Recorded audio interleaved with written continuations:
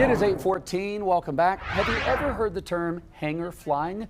Pilots, they know it well. It's an informal gathering, kind of a way to connect with fellow aviators, to swap flying stories and tall tales.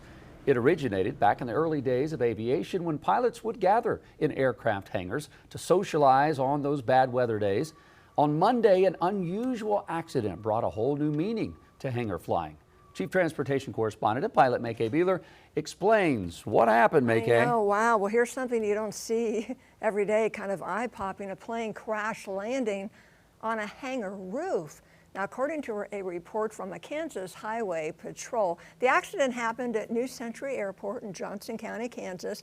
That's where an aircraft allegedly suffered a mechanical malfunction that caused the pilot to lose control, resulting in the rooftop landing. According to AvWeb, the Highway Patrol provided information suggesting the left engine of the twin turboprop, a Beechcraft King airplane, failed while on approach to the runway. No one in the hangar was hurt. The two people on board, the 73-year-old pilot and 30-year-old student pilot, were able to exit the aircraft on their own and climb down a fire ladder to paramedics on the ground. They sustained minor injuries, were taken to the hospital. A local spokesperson noted the hangar was one of the newest on the airport. And of course, the FAA and NTSB are investigating. Wow. Look at that. That's just a crazy shot you never think you would see, and I'm glad that we're glad they're okay. That's why we can talk about this. And it makes it, my dad used to be a pilot and flew a King Air 1900 about 100 years ago. Oh, that's a long time ago, 1900. A long time ago, Yes. but when you look at the safety record of a King Air, I mean, what is that? Can it fly on one engine? Oh, absolutely. And I've flown the King Air 90 just like this one was, and the bigger King Airs are great airplanes, one of the most popular turboprops in the world, made by Beechcraft. Now, every airplane has had some accident or incident, but the King Air has a great safety record.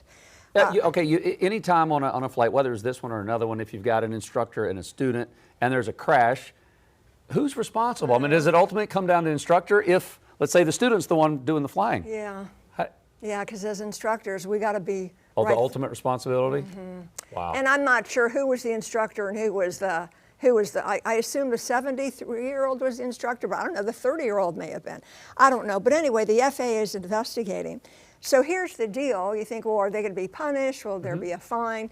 The FAA has a wonderful compliance program where if you cooperate with the FAA, meaning they're going to ask you questions, if you have a good attitude and say, I don't know what happened, or I wasn't quick enough to make the corrections to shut the engine down and do what I needed to do, they'll work with you. But if you don't cooperate, or if you have a history of bad things happening, or if this was done intentionally with criminal intent, then you're in trouble. Then you're going to be in trouble. But if it was just an accident and you cooperate with the FAA, they will have recurrent training. They will set that up with you, with a flight instructor. And it's just like if you get pulled over, driving a car, don't have an attitude and be honest. Right. I mean, I would think the same thing depending on who could be at fault with this.